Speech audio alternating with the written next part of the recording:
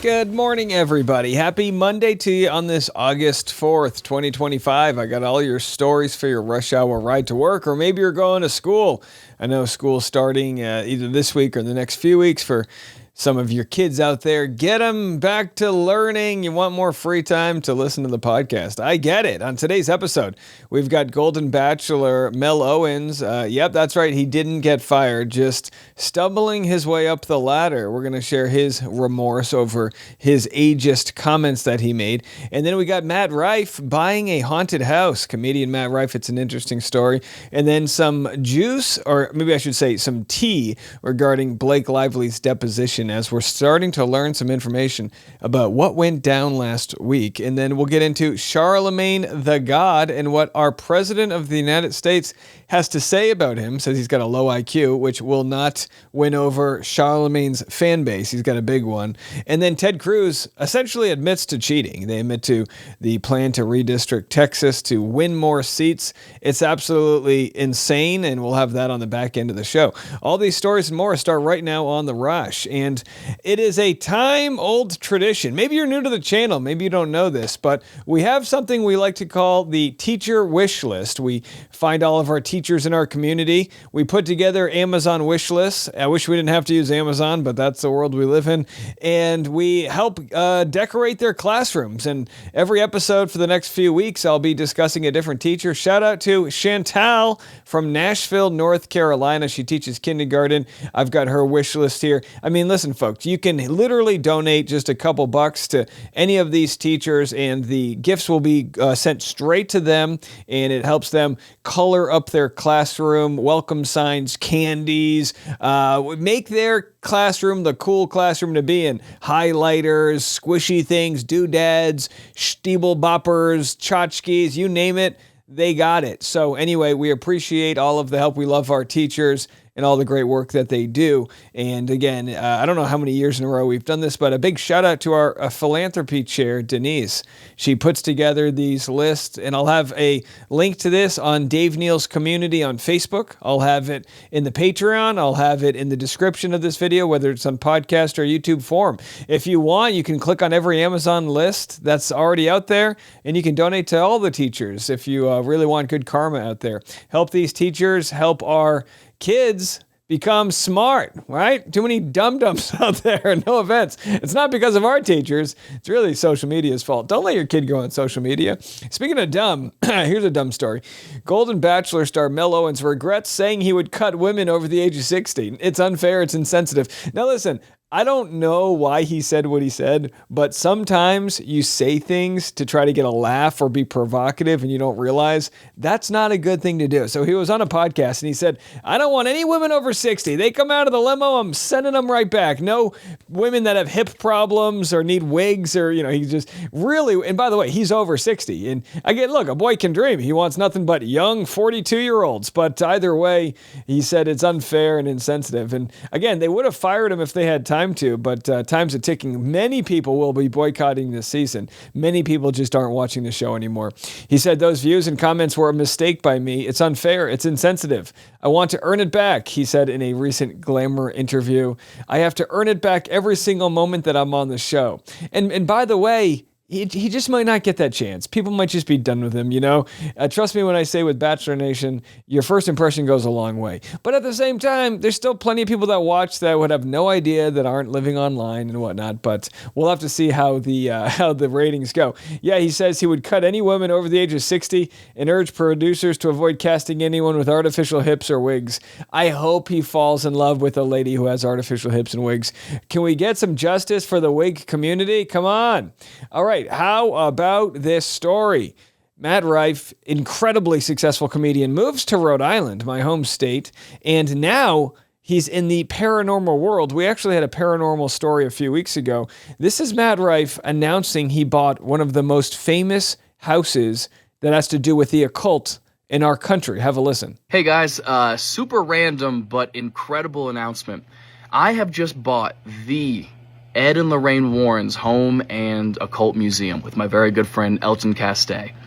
If you guys have ever seen any of the Conjuring films, the Annabelle films, or even Amityville Horror, this is the home that inspired all of those stories. Let me make a promise to you guys. If I'm able to gain international success, make millions of dollars, I pledge to you to not buy a haunted house. This is some real white boy stuff. Listen, Matt Rife is a good looking guy. He's got a good jawline. His eyes make my knees weak. I get it. He doesn't have that suffering that most people have in life. He just needs to feel what it's like to, I guess, be haunted. I don't understand. But there he is. Now, again, don't forget, 2 weeks ago we covered the story of the haunted guy that was carrying the Annabelle doll to, he was taking it on tour, and then he died, dropped dead. We still don't know what he died of. So again, I'm not saying Matt Rife's got a target on his back after this, but it ain't. I mean, it's spooky. This might be the most important and prominent piece of paranormal history in the world. Ed and Lorraine Warren are who took demonology and ghost hunting and paranormal investigation and made it mainstream. Now, I know a lot of you guys don't know what any of this means whatsoever, but if you follow ghost stuff, this is about as big as it gets. So what does this all mean? It means that Elton Castay and myself are the owners of the physical Ed and Lorraine Warren's Home and Occult Museum. We are the legal guardians and caretakers of all 750 haunted artifacts and items in the Warren Museum, including the Annabelle doll. Oh, thanks. I must go on record and say we do not legally own the items, but we are the legal guardians and caretakers of the items for at least the next 5 years. And what this means for you guys is you are going to soon be able to book a night or a weekend and stay at the Warren's house and investigate the house and the history of the house, as well as the museum and all the artifacts inside of it. Nah, I'm good. Thanks, Matt. I'll be hanging out in my home over here with my thermostat, which covers the perfect heat and air conditioning. I can turn it on from my phone. I've got cable, HBO, Netflix. No, thank you. But enjoy. Have fun with that. Oh, boy. And you guys might remember I actually interviewed a ghost hunter last year for Driving with Dave who stayed at the house and actually said nothing spooky happened there. I bought a home that doesn't even have a basement because I grew up in Rhode Island with those dusty-ass basements. Do you guys remember growing up with basements where you would walk back from the bottom of the basement and you would start running and you just expected some demon-ass gangly arm to grab your ankle? I still feel that way when I, have to turn the light off in the laundry room. Nope. All you, Matt. No, thank you. And speaking of rich people that work in comedy, we've got Alex Earl shading Alex Cooper as the feud rumor continues to ramp up. She was asked why she's beefing with Alex Cooper. And again, Alex Cooper is the female Joe Rogan, right? She's a gigantic podcaster, call her daddy and all that. Someone posted, my co-star told me that I can start shit today. It told me, the influencer began in a TikTok shared Friday. I mean, is this my time that I've been waiting for to go? I have so much information. We could go. She teased, putting up her fists. So again, is she going to slip what the beef is all about? The 24-year-old was hesitant to follow the app's instructions of seeking revenge, but she did take the opportunity to throw some shade at Alex Cooper. Yes, tell us what happened with Alex Cooper. Thank you, one eager fan asked in the comment section, to which Earl replied, how much time do you have? Again, I've got all the time in the world. So again, I hate nothing more than when people say they've got drama and don't tell us what it's all about. But I mean, hey, why don't you just share it on the podcast? Come on to the studio and we'll talk it out. So anyway, I'll let you guys know if there's, and by the way, you might be listening going, I have no idea who the hell Alex Earl is. I understand, old millennials. You can only remember so many different people that are out there. So I understand if this means nothing to you. At some point, you just stop remembering what the new music sounds like. You just stick to what you know, All American Rejects and, some boy band stuff. I get it. Well, I don't have any updates on the Jeffrey Epstein case to share, even though we've been covering this.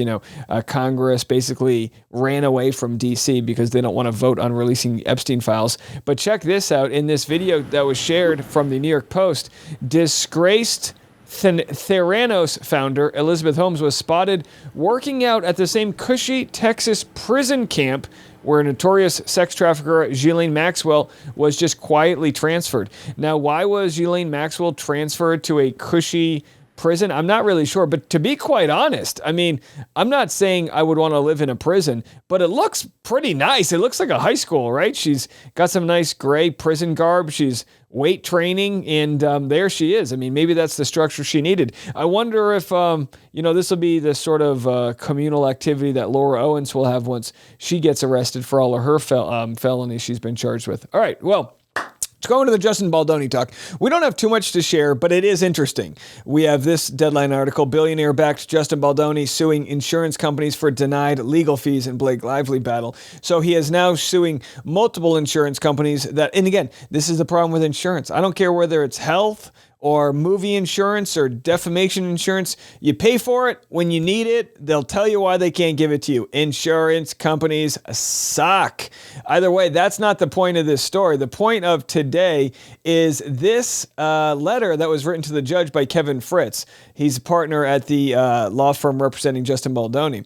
So he's writing in part to justify quashing all of the subpoenas that are coming in. I'm going to share the interesting part, though, that comes in paragraph 3. He says, to justify the harassing subpoena, the letter erroneously alleges that Brian Friedman defamed Blake Lively and that his conduct had amounted to public relations work rather than that of an attorney. It appears that Blake Lively is slowly realizing that there's no retaliatory smear campaign by the Wayfair parties against her. Consequently, Lively is shifting her focus to Liner Friedman in connection with her 14th cause of action, which alleges that certain Wayfair parties, through their attorney Friedman, purportedly defamed her via post-litigation statements to the media. We got a nice tweet from someone. So first, the smear campaign was Jed Wallace, the digital mastermind. Then Tag and 107 creators paid by Wayfair. Now it's Friedman, all because Megyn Kelly said Blake Lively came off like a real bitch.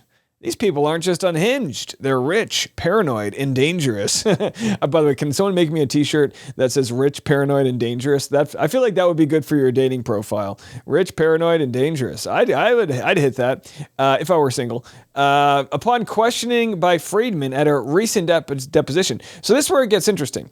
Now we are trickling information. We're like a thirsty man in the desert. Please give me some tea here. Upon questioning by Friedman at a recent deposition. Okay, so now they're basically letting us know that Brian Friedman, power attorney of Justin Baldoni, was the one questioning Blake Lively at her deposition last week. Lively admitted that the only ongoing smear campaign about which she has personal knowledge involves redacted. Now, what could that mean? Well, right after that, it said counterclaims filed without retaliatory motive and with a reasonable basis in fact and law, such as the claims filed by the Wayfair parties against Lively, do not constitute an adverse employment action within the meaning of anti-discrimination statutes. So essentially, she's claiming that the smear campaign is their counterclaim against her. Don't you hate that? Isn't that annoying? Somebody makes a claim at you. You defend yourself. Baldoni's defending himself. And that defense that he's making is now seen as a smear on her. At what point will she realize there isn't a coordinated campaign? People just don't like you. Look, I mean, there's plenty of people online that do not like me. I do not think it's coordinated. I just think they don't like me. They can all get together and drink tea and talk about, they don't like my mullet. I don't care. Whatever. You know what I mean? What other people think of me is none of my business. I wish Blake Lively could live in a world where she understands, look, you're famous. You're attractive. You're a star. You're worth a lot of money. Some people just aren't going to like you. That's just how it works. And of course, the other thing, she's a snob. I think it's really because she's a snob. I think that's the 4-letter word that best describes her. She's a snob. People don't like a snob. She isn't as funny as she thinks she is, and so that it comes off like an a-hole. Or as Megyn Kelly says, a bitch. And that kind of explains that. So this was just a very interesting moment, though, where we get to see a little bit of what might be going on behind the scenes at the deposition. That being that she's now claiming the smear campaign that she knows about is the retaliatory one. Well, isn't that so why have all these subpoenas? Why subpoena all these content creators if you don't even know of a smear campaign against you? So make it make sense. Anyhow, there's your updates with pop culture. But I got to tell you what, it's more interesting what I'm about to talk about, and it's going to be in the next video. If you're listening on podcast, it'll come next. That being the beef between Charlemagne the God and Donald Trump. Now, this is interesting because Trump now going after podcaster, radio personality Charlemagne the God. Will his buddy Andrew Schultz now jump in? Will Joe Rogan jump in? At some point, when you lose the plot and you lose all the content creators that may have supported you, it might not be good for your brand moving forward. We'll have all of that and more coming next.